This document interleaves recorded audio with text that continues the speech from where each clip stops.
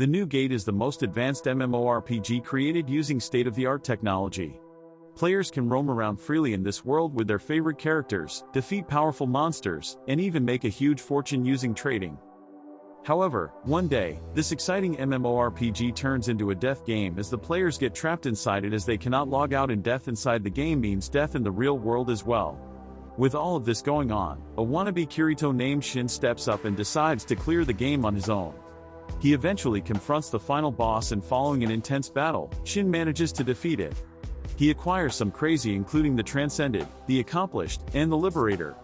With this, the players can now log out and leave the game. Before leaving himself, Shin decides to wait till all the other players leave. After all the other players leave, Shin attempts to log out as well, as suddenly, a mysterious light appears out of nowhere and Shin gets unconscious. Upon waking up, he realizes that he is still inside the game, and for some reason, it feels way too realistic. He also notices that his stats have boosted a lot, which makes sense since he defeated the last boss. He then attempts to log out once again, only to notice that the logout option is gone. This makes him realize that he is trapped inside the game, and with no other option left, he decides to venture back to his home in the game. On his way, he comes across a massive town which shocks him.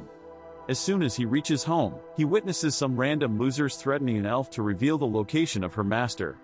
The elf refuses to heed to their demands, and the thugs force her outside the barrier. As soon as they get outside the barrier, a random monster attacks them and the thugs take to their toes. Just then, Shin appears out of nowhere and saves the elf, who then takes him to the Moon Sanctum and introduces herself as Tiara. She questions if he's an acquaintance of her master as Shin inquires the identity of her master. Tiara reveals that her master is Schnee Razor, as Shin remembers that Schnee was one of his support character. Hearing all this, Schnee wants to meet Schnee, but Tiara refuses, stating that she cannot allow a random stranger to meet her master.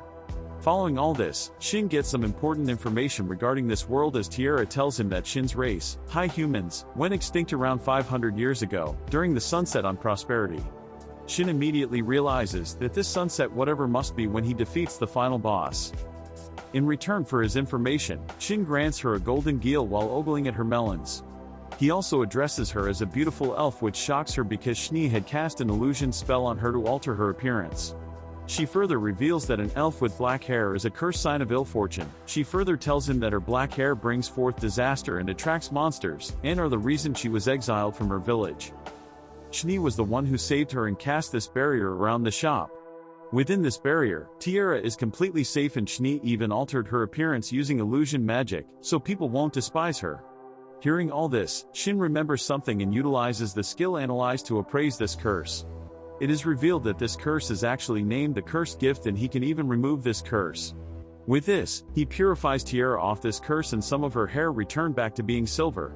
This makes her insanely happy, but she is still not sure if she can venture outside. Shin then forcefully takes her outside and reassures her that he'll defeat any monsters coming their way. He then takes her to a mountain where Tiara starts crying, stating that she had forgotten how vast the sky actually is. After this, they return back as Tiara questions Shin about his future activities. He reveals that he plans to travel around different towns. He wants to know more about this world and wonders if other support characters are also alive. Hearing this, Tiara grants him a letter of introduction that would allow him to pass any town checkpoint without any trouble. With this, Shin reaches the nearby town where a guard escorts him to the guild. On their way, the guard reveals that Shin can even get an audience with the king using this letter, which shocks him. Upon reaching the guild, Shin registers himself as an adventurer, but it'll take at least a day until the guild card is finished. Just then, a woman named Celica serves him food and starts staring towards him as Shin eats. This makes him uncomfortable, and he questions the reason behind her awkward gaze. Celica tells him that they want to confirm the authenticity of his letter in another room where Shin meets the guildmaster Barlux. The guildmaster confirms the identity of Shin's letter using his own letter, as both of them start glowing when placed next to each other. He further informs him about the perks of this fascinating letter, which makes Shin realize that Schnee must have gotten insanely popular. The following morning, Shin gets his guild card, and he also takes up a job regarding some hillweed collection. During this job, Shin accidentally comes across a monster named Skullface Jack. To test his strength, he decides to take on the monster. During their battle, he notices that the undead is wielding a holy sword, which is quite weird. Despite this, Shin manages to beat the monster rather easily as he unleashes his true potential. The holy sword gets lost in the process and somehow ends up in the royal castle. With this, Shin now knows the extent of his power in this new world and is quite excited about it. The knights are quite concerned about the sword that made its way into the castle as the princess instructs them to determine its composition. They are sure that the one who hurled the sword this far is overwhelmingly strong. Meanwhile, Shin notices some people gathered around injured knights in the town. He questions a random NPC about them as he reveals that they were ambushed by the Skullface and only 4 of them survived. He further tells him about a sword that made its way into the castle and asks if Shin knows something about it. My man Shin plays dumb and decides to report everything to the guild. This shocks Celica as she further questions him regarding this. Just then, another woman appears at the spot only to be surprised by Shin's endeavors. Shin even comments that the Skullface's equipment wasn't that special, so he didn't loot it. With no other option left, they decide to appraise the gem brought by Shin. During their conversation, Shin further reveals that the Skullface Jack's level was around 300 and was probably a unique specimen. Hearing this, Celica hurries to get the crystal appraised to determine the monster's level and confirm Shin's statement. According to them, if Shin has managed to defeat a level 359 Skullface Jack, then he's probably stronger than a useless A-rank party. Following all this, Shin decides to have lunch and urges them to keep his strength a secret. At the restaurant, the waitress asks Shin if he would mind sharing a table with someone, to which he replies negatively. Just then, a mysterious guy appears at the restaurant and sits beside Shin. Shin immediately recognizes his weapon as the mystical spear, Venom, which is recognized as a legendary weapon. After Shin introduces himself, the guy also introduces himself as Wilhelm Avis, who questions if Shin is a rookie adventurer. After Shin tells him that he started 3 days ago, the guy gets shocked and comments on his equipment, stating that it is better than the lot. Wilhelm then tells him that people fear him because he is always hunting undead. Shin, however, is completely unbothered by his presence and even calls him dumb. Wilhelm further reveals the ability of his spear as Drain. According to him, this ability drains the life force of his enemies and transfers it to him. The following day, Shin decides to research the history of this world and reaches a library. He comes across some information regarding the vanishing incident and deduces that it must be owing to all the players logging out simultaneously. Meanwhile, the leader of the guild is having a meeting with some knights from the castle. The guild has confirmed that the Skullface Jack was indeed level 359, which makes him king class. They are also shocked at the fact that Shin left the equipment behind. The castle wants to learn more about the guy who defeated the monster, but the guild refuses to reveal Shin's identity. The knights believe that the random sword flying into the castle is somehow related to Shin defeating the Skullface Jack. With all of this going on, Shin realizes that gathering information is quite tough as he notices a girl staring towards him. Realizing that she must be hungry, he offers her some food, which she readily accepts. The girl introduces herself as Millie and deems Shin a good person. Just then, Wilhelm appears at the spot and the girl immediately recognizes him. This makes Shin wonder if they're related.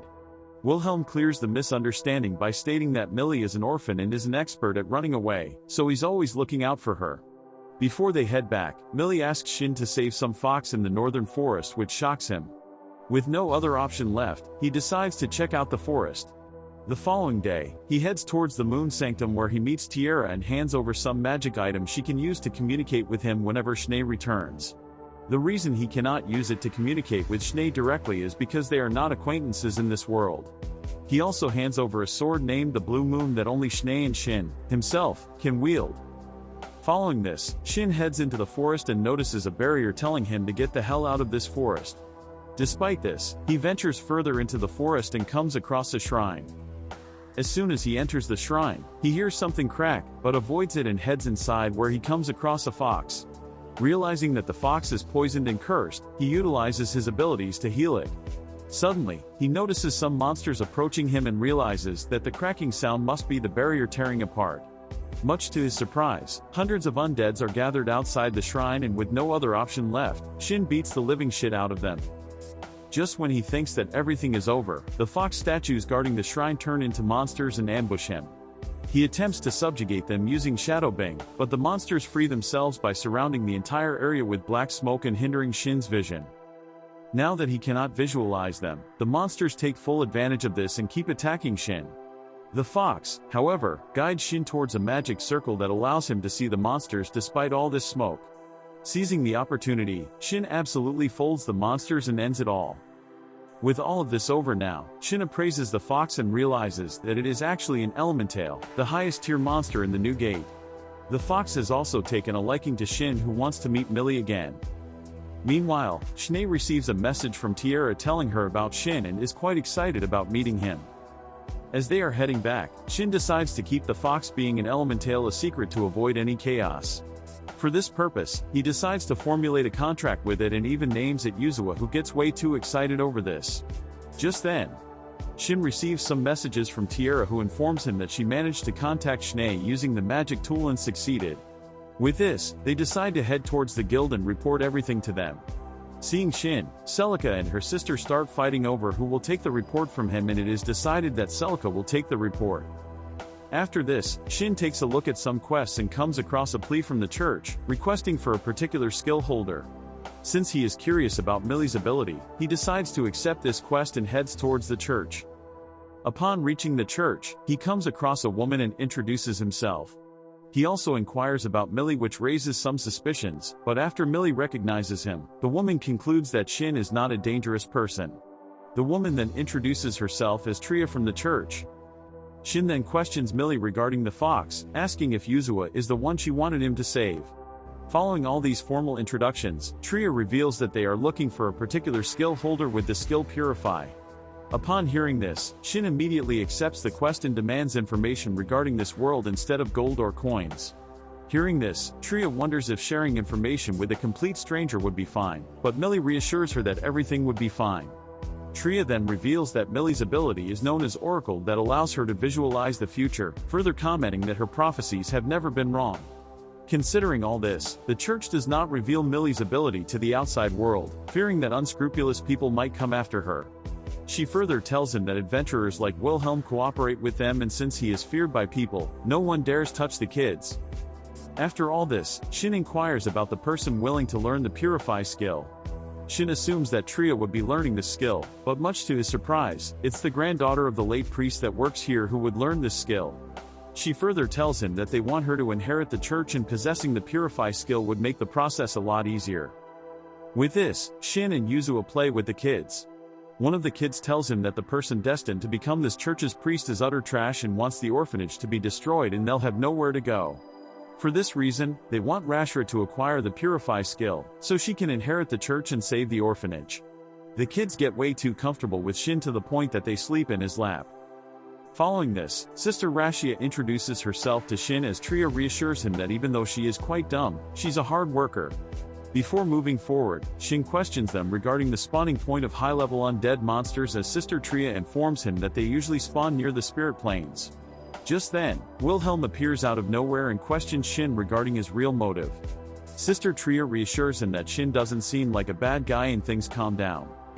With this, Shin reveals that they need the Holy Bangle of Prayer to acquire the Purify skill and defeat 200 undead of level 150 and above. He further explains that he will weaken the monsters and Rashia will deal the finishing blow. Wilhelm and the others cannot comprehend this and get insanely shocked. Shin proceeds to explain that acquiring the bangle is the difficult part, but he already possesses one and will give it to Rashia. Hearing all this, Wilhelm volunteers to accompany them, and with this, the three of them decide to head towards the spirit planes. Wilhelm is quite surprised over the fact that Shin is a newbie adventurer and believes that he's a chosen one. He even confronts him regarding this topic, but much to his surprise, Shin has no idea what he's talking about. Wilhelm explains that chosen ones are people with unknown knowledge and are said to possess overwhelming abilities. Shin realizes that his abilities and skills are actually quite remarkable, and Wilhelm is not at fault for believing that he's a chosen one. During their conversation, Shin receives a message from Tiara informing him about Schnee's return to the kingdom. It is also revealed that Wilhelm also possesses the letter of recommendation from the Moon Sanctum. The following day, she reached the spirit planes where Shin hands over the bangle to Rashia, and with this, the quest begins. They immediately come across some undeads and Shin neutralizes them rather easily. He leaves them alive, so that Rashia can kill them using her heal. The monsters keep spawning as Wilhelm and Shin keep taking them down. They eventually reach a barrier, and according to Wilhelm, this barrier is set by the guild to prevent high-level monsters from leaving the forest. Despite the enhanced difficulty, Shin and Wilhelm have no difficulty dealing with these monsters as they help Rashia acquire the Purify skill.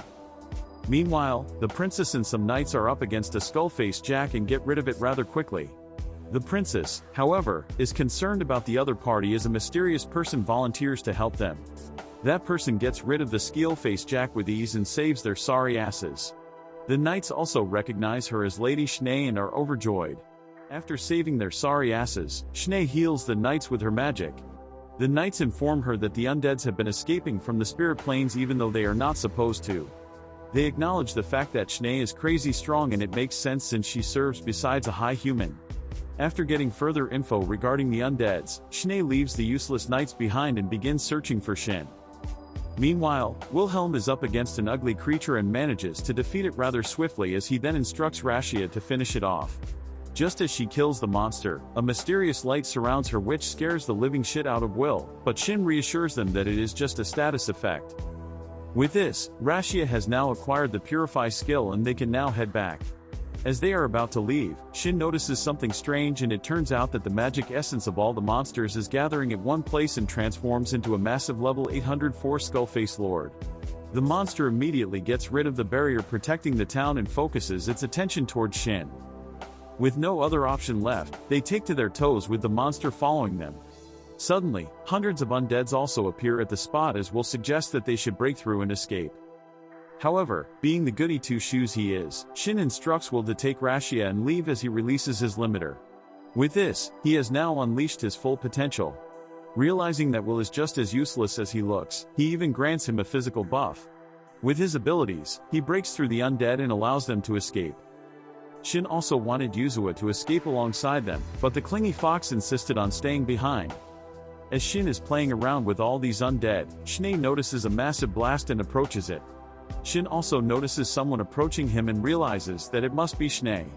He leaves behind the ugly monster and comes across Schnee in a flower garden that spawned out of nowhere. The undead, however, are still following him, but Yuzua forges a barrier and allows them to enjoy some alone time. With this, Schnee rushes towards Shin and hugs him tightly, which startles the poor guy. He tells her that he is back home and hugs her as well.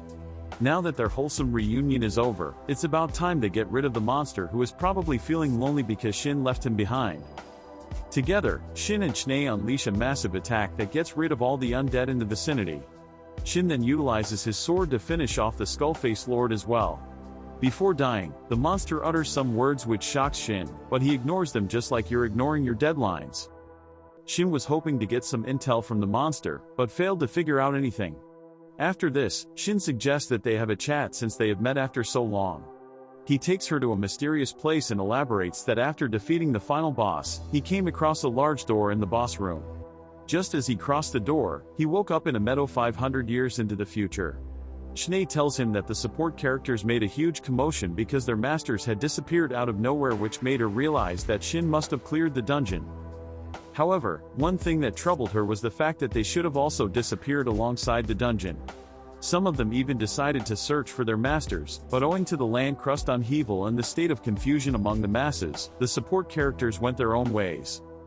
After discussing everything in detail, Shin asks Schnee to stop calling him master and use his real name Shin.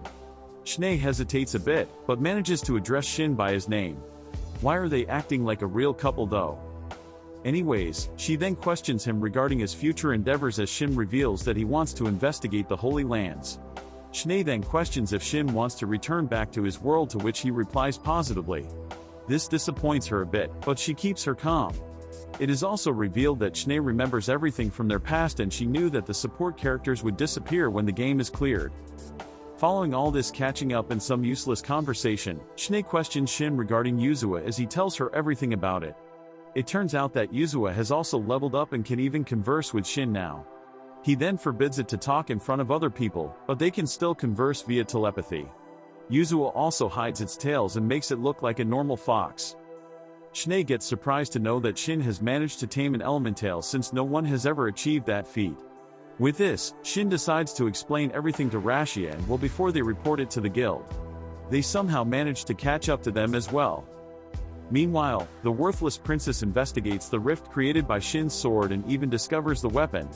The sword is so damn powerful that even a worthless pathetic loser like her can cause massive damage with it.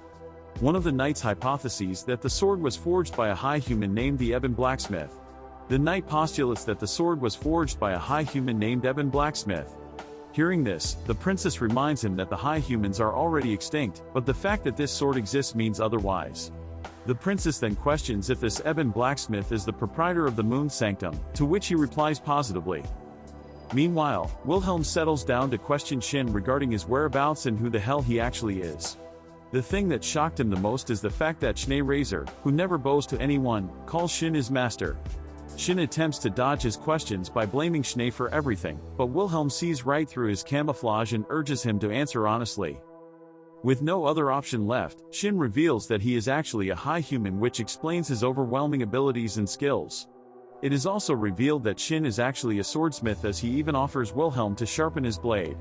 Just then, Rashia also wakes up from her sleep as Will introduces her to Schnee Razor, which shocks her. She then starts simping over her, but gets nauseated immediately. After this, they continue their journey towards town as Shin wonders if they should go separate ways.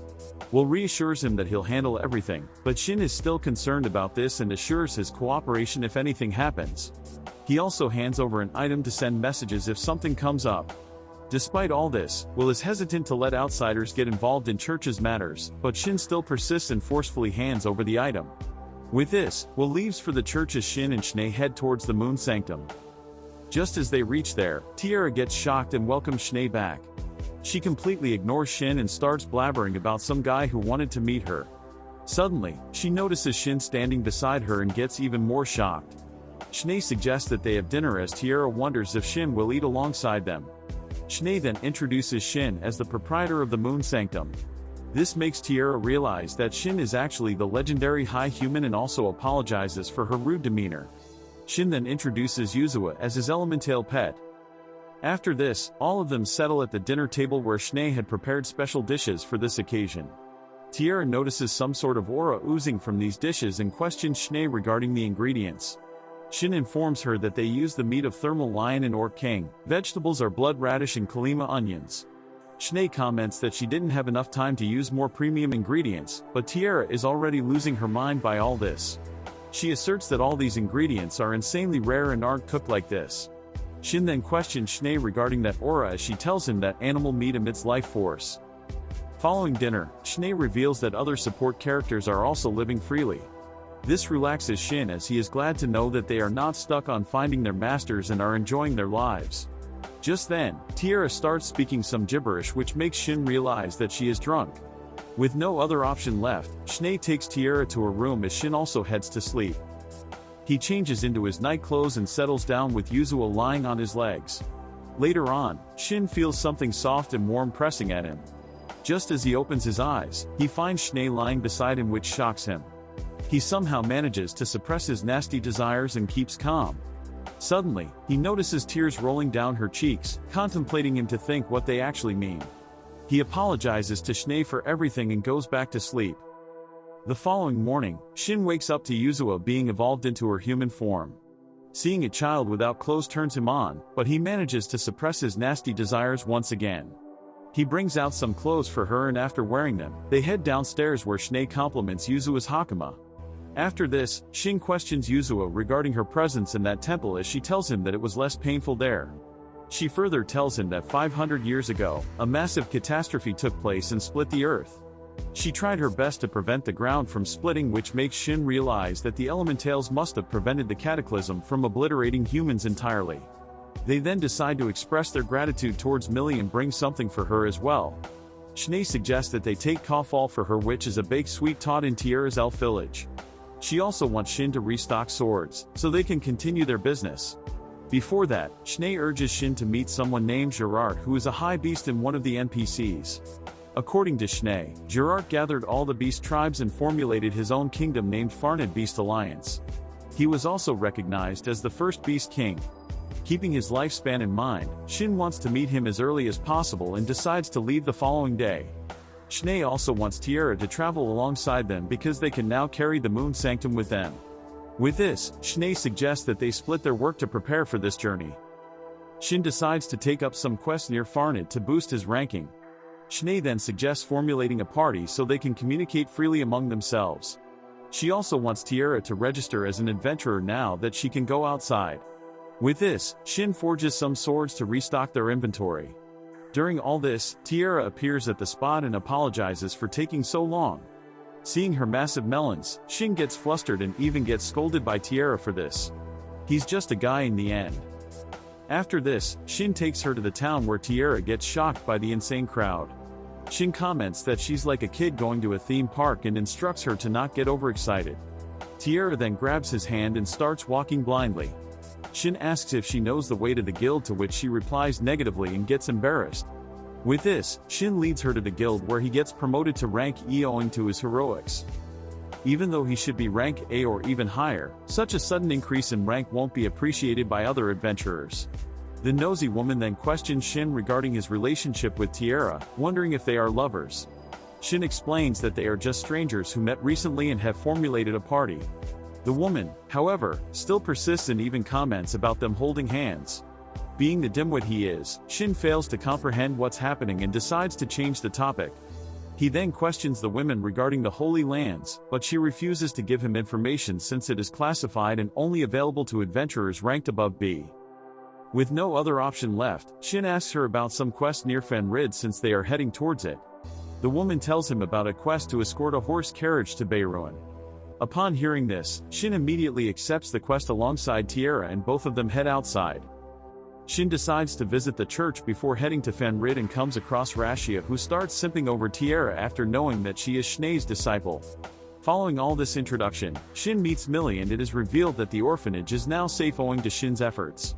Despite all this, Wilhelm wants to take his revenge against that scumbag priest, which makes sense. Shin then hands over some magic charms to Rashia and Millie in case something happens. Just then, the other kids also appear at the spot and insist Shin to play with them, and it seems like Tiara is also getting along well with the kids. As they are heading back, Rashia vows to protect the orphanage, but bites her tongue as usual. After grabbing Tiara's guild card, they head back to take the Moon Sanctum alongside them. Tiara still cannot comprehend how that actually works because it doesn't make sense. Since they are short on time, Shin decides to use teleportation magic, which shocks Tiara. She tells him that teleportation magic is a lost magic these days and people would freak out if they noticed them using it. When no one's watching, Shin uses the crystal to teleport them to the Moon Sanctum. Upon reaching there, he transforms the building into a charm, and with this, he heads towards the quest location where they come across an ugly-ass dragon named who introduces himself as Gan. As Shin and Tiara are introducing themselves, a red-haired Loli appears at the spot and introduces herself as Tsubaki. With this, the merchant also appears at the spot and their journey begins. Meanwhile, the knights have reported the disappearance of Moon Sanctum to the king, which shocks him. He cannot believe that an immovable building that has existed since the sunset of prosperity has vanished without any trace. He asserts that this disappearance will turn into a global problem as the queen questions Schnee Razor. The knights report that she is heading towards the castle and will arrive within the day. The queen suggests that they wait for her arrival before jumping to conclusions.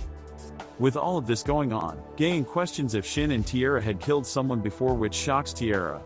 Shin clarifies that during escort missions, adventurers usually come across bandits and have to kill them as well.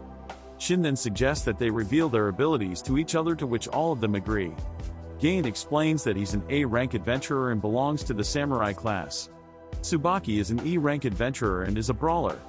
She further explains that people tend to underestimate her and get their ass whooped. Moving forward, Tiara reveals that she is a G-rank adventurer because she just registered herself. Despite this, she can use healing magic and is quite proficient with bow and arrow. In the end, Shin reveals that he's an E-rank adventurer as well and also belongs to samurai class. He also introduces Yuzua to them, and following some conversation regarding Samurai's hometown Hinomoto, Shin expresses his gratitude. Just then, some bandits stop their carriage and threaten them to hand over all their goods if they want to live. With Gan, Shin, and Tsubaki facing them head-on, Tiara is hiding behind the carriage as she strengthens her resolve to actually kill people. Meanwhile, the leader of the bandits turns out to be a lolicon and asks his men to keep her alive. The others also comment some vulgar things about her, which infuriates Shin. Tiara notices something strange about Shin as she also notices some bandits hiding behind bushes. The bandits also reveal their ranks, which makes Shin realize that someone leaked this information to them. As they are sprouting nonsense, an arrow appears out of nowhere and kills one of their men. Before they could notice, Tierra had gotten rid of the men hiding behind bushes. Seeing this, the leader instructs his men to ambush them. They are so insanely overconfident about their abilities that they underestimate Tsubaki and get folded immediately. Shin and Gan also manage to defeat their opponents rather swiftly. Shin then approaches the leader and slices apart his shitty sword. After beating the living shit out of him, he questions him regarding his informant. Seeing his expressions, Tierra presses Shin's ugly face to her melons, which flusters him and calms him down. Being a dimwit, Shin fails to comprehend what just happened, and Tierra, on the other hand, is way too embarrassed to even face him.